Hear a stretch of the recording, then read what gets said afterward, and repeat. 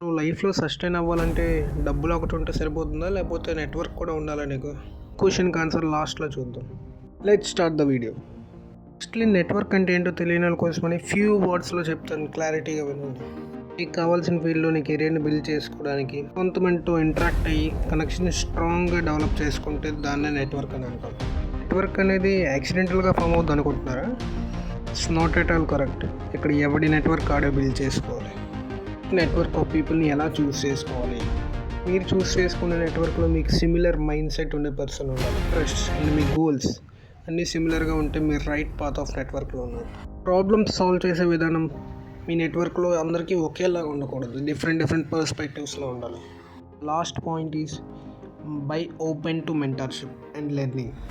Mentorship అంటే నీకు correct టైంలో సజెషన్స్ ఇచ్చి నీ ఐడియాస్ని బూస్టప్ చేసేవాడు అయ్యాడు. Why networking is important? Network అనేది ఎందుకు అంత అవసరం? బిల్డ్ చేసిన నెట్వర్క్ మీకు ఎలా హెల్ప్ అవుతుంది అని ఇప్పుడు ఒక రిలివెంట్ ఎగ్జాంపుల్తో చూద్దాం. ఇప్పుడు మీకు 7 పాయింట్స్ చెప్తాను, అది ఒక పర్సన్ లైఫ్లో ఎలా హెల్ప్ అవుతుంది అనేసి వీడియో చివరి వరకు స్కిప్ చేయకుండా చూస్తే మీకు అర్థమవుతుంది. First point, learn and grow.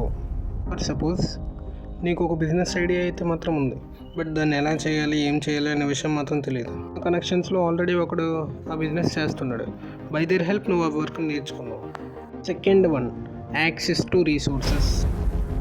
ఇప్పుడు నువ్వు ఏదైతే నేర్చుకున్నావో దాంతో ఒక మీడియం స్కేల్ ఇండస్ట్రీ పెట్టాలనుకున్నావు, బట్ రా మెటీరియల్ కానీ మెషినరీ కానీ ఎక్కడ అవైలబుల్ ఉంటుందో నీకు పెద్దగా ఐడియా లేదు. వితిన్ ఫ్యూ మినిట్స్లో నీకు గుర్తొచ్చేది నీ మెంటర్. ఎవరి దగ్గర అయితే నువ్వు ట్రైనింగ్ తీసుకున్నావో ఆయన. నెక్స్ట్ మినిట్ వరకు కాంటాక్ట్ అయ్యి డీటెయిల్స్ అన్నీ అడుగుతావు.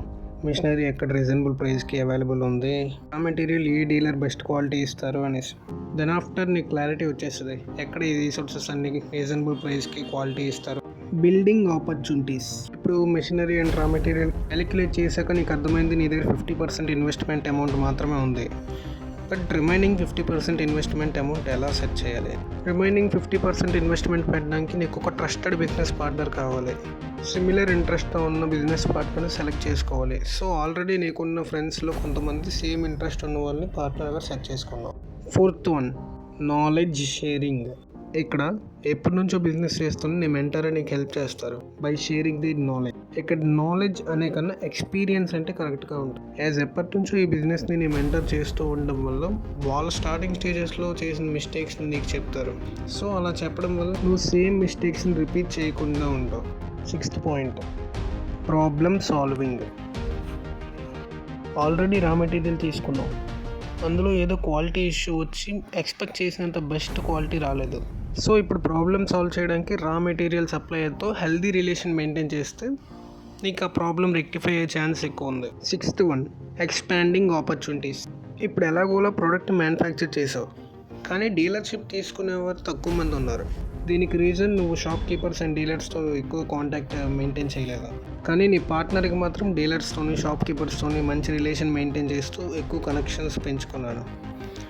సో ఈ రీజన్ వల్ల నీ బిజినెస్ అనేది స్లోగా ఎక్స్పాండ్ అయ్యింది. Seventh point, support system. Business అనేది స్లోగా గ్రో అవుతుంది, బట్ ఒక పాయింట్ ఆఫ్ టైంలో నీకు లాస్ వచ్చింది.